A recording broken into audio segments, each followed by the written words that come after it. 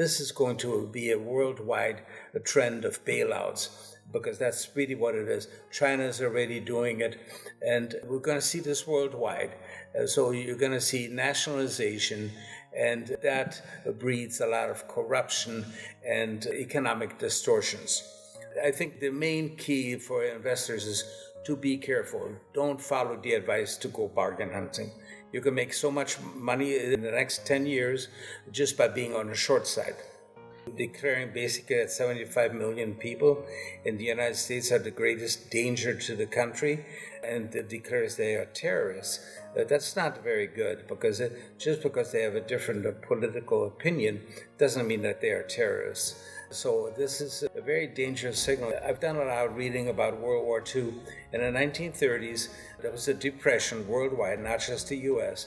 And out of that came big dictators, Stalin, Mussolini, Hitler, even Franco. It was really a very bad time. And it comes out of that situation. In Italy, they started with fascism. Fascism is really when the big companies cooperate with big government, and to the detriment of the population. So anyway, I'm not a politician. I just look at it from the sidelines. I cannot change things. But what is happening is exactly what I said 2 years ago. We wrote that in the next 10 years, this is going to be very similar to the 1930s. The cycles say that, okay? So this is, if it were a different president, it would probably happen the same way. But the cycles said we're due for a 10-year period of depression, stock market crashes, turmoil, famines. It's really amazing with these cycles. Natural crises happen at the same time. Like in the 1930s, we had the Dust Bowl years, etc. So I made the list of things to expect, which included the famines, locust invasions, etc., food shortages. We're seeing all of that. And by the end of the last year, every one of these forecasts was already coming true, except wars. I had wars also in that list. And then we had the war in February with Ukraine. And now we're starting to have a war in Armenia. So it's starting to happen. We're going to see more and more wars. This is a period of turmoil. It's a long-term cycle. It's about 70 years long. And so we have to get ready. It's 70 and 90 years. We have to get ready for the worst. But we also said at that time, we cannot change what is happening, okay? But we can at least help to protect ourselves, make somebody see if there's some profit opportunities. The first thing is be safe. Don't follow the common advice. You don't want to follow 95% of the advisors that are out there. And what you want to do then is make money on the downside.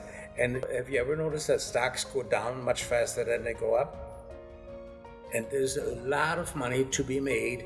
Like in 1980 to 1982, we had a period very similar with very high inflation. We had very high interest rates, and our subscribers made a huge amount of money as gold plummeted from $800 to $250. We were short the mining stocks and so on. So you can make profits in times like these by not following the crowd.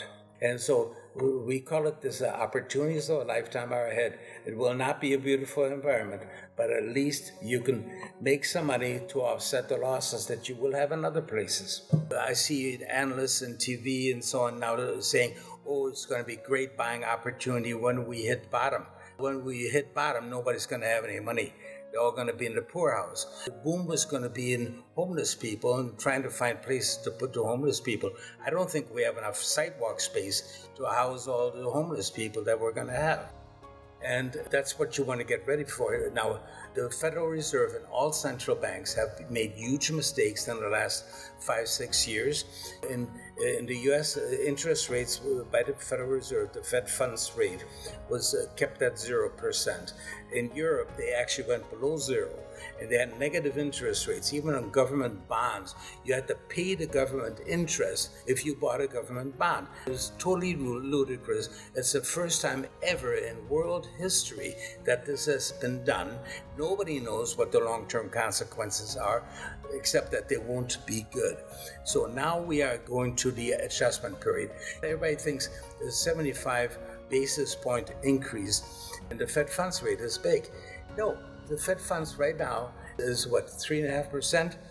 This is ridiculous, 3.5%. But the inflation is as it was in 1980. Okay, same rate of inflation. Do you know what the Fed funds rate was in 1980? It was 20%. Right. And that's where we're going. When you have inflation that is at the same level as in 1980, then you should have interest rates at the same level as well. In 1979, our business was only 2 years old, and I forecasted that the prime rate would go to 20%. And the chief economist of Goldman Sachs at the time said, "Oh, that's absurd. Our financial system could never take that." And I said, "Yes, it would if inflation is high enough."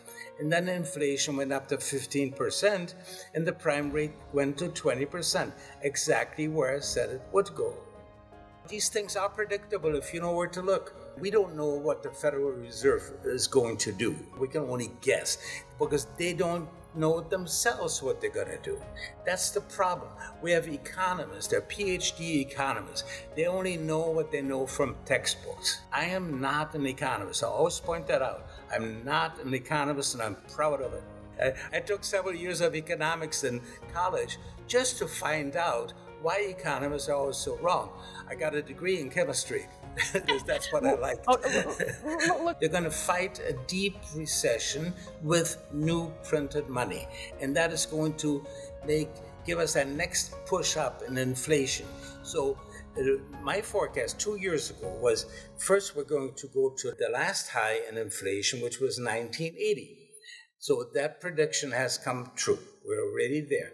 And I said, and after that, we're going to go to the old all-time high in inflation in the United States, which was in 1917, and that was over 19%.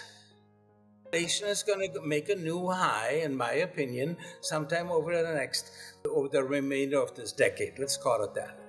I think the way it is right now with the people we have there, and if Powell gets retired, let's call it that, to be nice, if he's retired, they're going to get somebody else in there that will go along with that policy, that will say, yes, let's print money, and the key word will be, oh, it doesn't matter that it's deficits, we owe it to ourselves, which is the greatest fairy tale there is.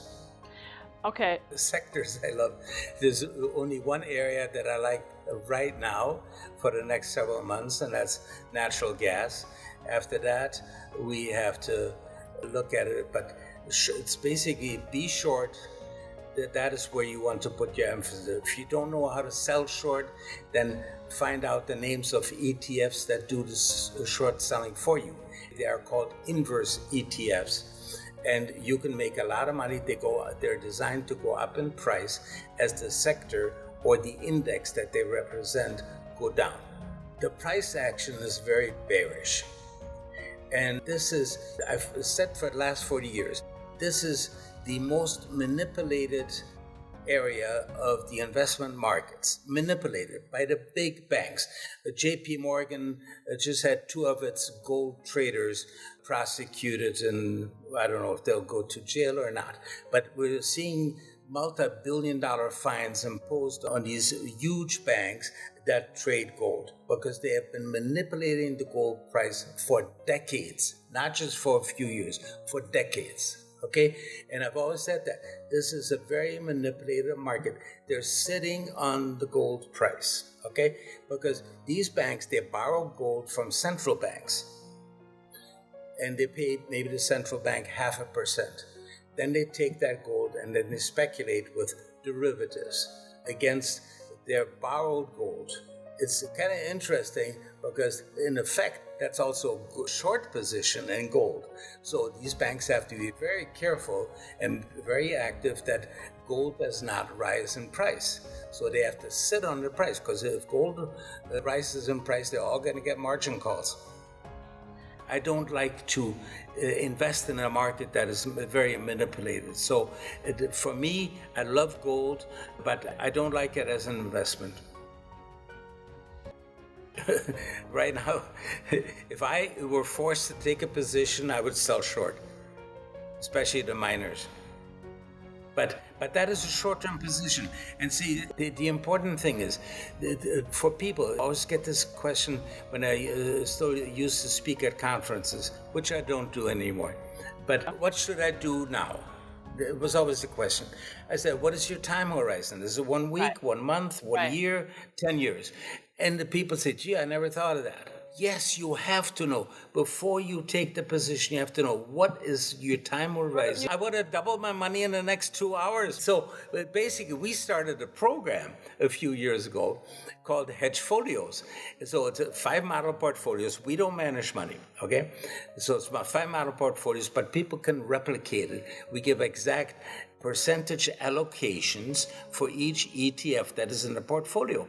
And we do the timing according to our technical signal. So people can just replicate that, see what we're doing, and do it for themselves. The important question is, should people be investing in digital currencies? Like we had the Bitcoin mania, Ethereum, and all this stuff. I think there are well over 2,000 cryptocurrencies now. Most of them are scams. And I've always said, eventually they will all end up at the same price.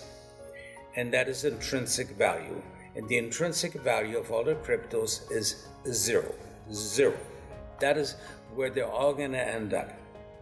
And then we're going to have the digital currency from the government.